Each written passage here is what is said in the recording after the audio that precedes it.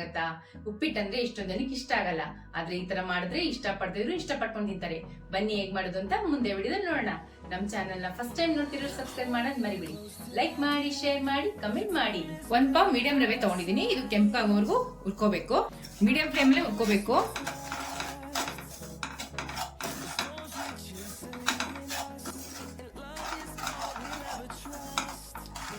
ನೋಡಿ ಕೆಂಪಾಗೊಂಡು ಹುರ್ಕೊಂಡಿದೀನಿ. ಇವಾಗ ಆಗಿದೆ, ತಕ್ಕೊಂಡ್ಬಿಡೋಣ. 100 ಗ್ರಾಮ್ ಮೊಸರು ತಗೊಂಡಿದೀನಿ, ಅದನ್ನ ಹಾಕೊಂತಾ ಇದೀನಿ. ಒಂದ್ ಸ್ವಲ್ಪ ಶುಂಠಿ ತುರ್ದಿಟ್ಕೊಂಡಿದೀನಿ, ಅದನ್ನ ಹಾಕೊಂತಾ ಇದೀನಿ. ಒಂದ್ ಸ್ವಲ್ಪ ಕರಿಬೇವು, ಒಂದ್ ಸ್ವಲ್ಪ ಹಸಿಮೆಣಸಿನ್ಕಾಯಿ, ಸ್ವಲ್ಪ ಕೊತ್ತಂಬರಿ ಸೊಪ್ಪು, ಒಂದ್ ಸ್ವಲ್ಪ ಉಪ್ಪು, ಇದಕ್ಕೊಂದ್ ಸ್ವಲ್ಪ ನೀರ್ ಹಾಕೊಂಡು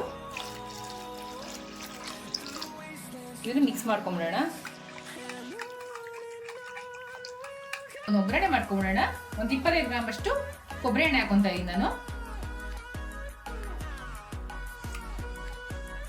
ಕೊಬ್ಬರಿ ಎಣ್ಣೆ ದೇಹಕ್ಕೆ ತುಂಬಾ ಒಳ್ಳೇದು, ಅದಕ್ಕೆ ನಾನು ಕೊಬ್ಬರಿ ಎಣ್ಣೆ ಮಾಡ್ಕೊಂತಾ ಇದೀನಿ. ಮತ್ತೆ ಘಮನೂ ತುಂಬಾ ಚೆನ್ನಾಗಿರುತ್ತೆ. ಕೊಬ್ಬರಿ ಘಮ ನಾಲಿಗೆಗೆ ತುಂಬಾ ರುಚಿಯಾಗೂ ಇರುತ್ತೆ. ನಾನು ಕೊಬ್ಬರಿ ಎಣ್ಣೆ ಮಾಡ್ಕೊಂತಾ ಇದೀನಿ. ನೀವು ಬೇಕಾದ್ರೆ ನೀವೇನು ಎಣ್ಣೆ ಯೂಸ್ ಮಾಡ್ತೀರೋ ಆ ಎಣ್ಣೆನೇ ಮಾಡ್ಕೋಬಹುದು. ಇವಾಗ ಎಣ್ಣೆ ಕಾದಿದೆ, ಒಂದ್ ಅರ್ಧ ಟೇಬಲ್ ಸ್ಪೂನ್ ಸಾಸಿವೆ ಹಾಕೊಂಡ್ಬಿಡೋಣ. ಇವಾಗ ಒಂದ್ ಅರ್ಧ ಟೇಬಲ್ ಸ್ಪೂನ್ ಉದ್ದಿನಬೇಳೆ ಹಾಕೊಂತಾ ಇದೀನಿ. ಇದೊಂದ್ ಸ್ವಲ್ಪ ಕೆಂಪಾಗಬೇಕು. ಇದು ಕೆಂಪಾಗಿದೆ. ಇವಾಗ ಒಂದ್ ಸ್ವಲ್ಪ ಹಿಂಗ ಹಾಕೊಂಡ್ಬಿಡೋಣ. ಇವಾಗ ಒಂದ್ ಸ್ವಲ್ಪ ಈರುಳ್ಳಿ ಹಾಕೊಂತಾ ಇದೀನಿ, ಕಟ್ ಮಾಡಿ ಇಟ್ಕೊಂಡಿದೀನಿ.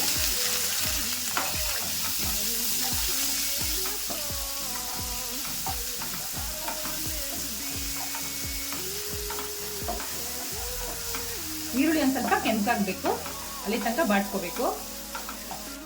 ಈರುಳ್ಳಿ ಇಷ್ಟು ಬಾಡಿದ್ಮೇಲೆ ಹುಳ್ಳಿಕಾಯಿ ಹಾಕೊಂಡಿದೀನಿ. ಇವಾಗ ಸ್ವಲ್ಪ ಕ್ಯಾರೆಟ್ ಹಾಕೊಂತಾ ಇದೀನಿ.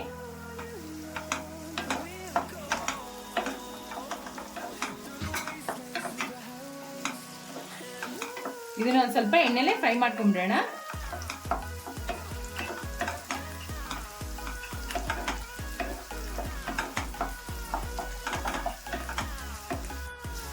ಇದಕ್ಕೆ ಒಂದ್ ಸ್ವಲ್ಪ ಉಪ್ಪು ಸೇರಿಸ್ಕೊಂತಾ ಇದೀನಿ.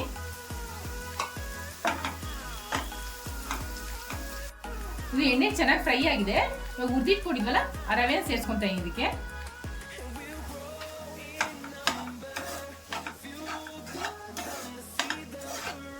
ಇದ್ರ ಜೊತೆ ಒಂದೇ ನಿಮಿಷ ಫ್ರೈ ಆಗ್ಬೇಕು. ನೋಡಿ ರವೆ ತುಂಬಾ ಚೆನ್ನಾಗಿ ಒಗ್ಗರಣೆ ಜೊತೆ ಹೊಂದ್ಕೊಂಡಿದೆ. ಅವಾಗಲೇ ಮೊಸರು ಮಿಕ್ಸ್ ಮಾಡ್ಕೊಂಡಿದ್ದಲ್ಲ ಅದನ್ನ ಸೇರಿಸ್ಕೊಂತಾ ಇದೀನಿ ಇದಕ್ಕೆ.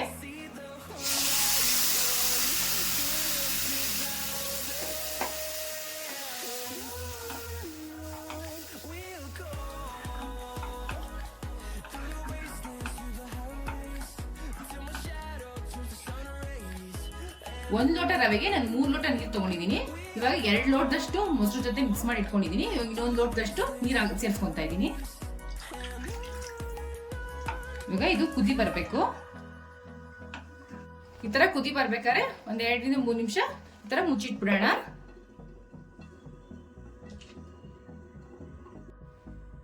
ಎರಡರಿಂದ 3 ನಿಮಿಷ ಚೆನ್ನಾಗಿ ಬೆಂದಿದೆ.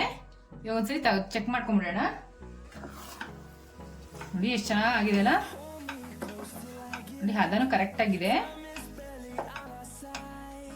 ಇವಾಗ ಒಂದ್ ಸ್ವಲ್ಪ ಕಾಯಿ ತುರಿ ಕೊತ್ತಂಬರಿ ಹಾಕಿ ಸ್ಟವ್ ಆಫ್ ಮಾಡ್ಕೊಂಡ್ಬಿಡೋಣ.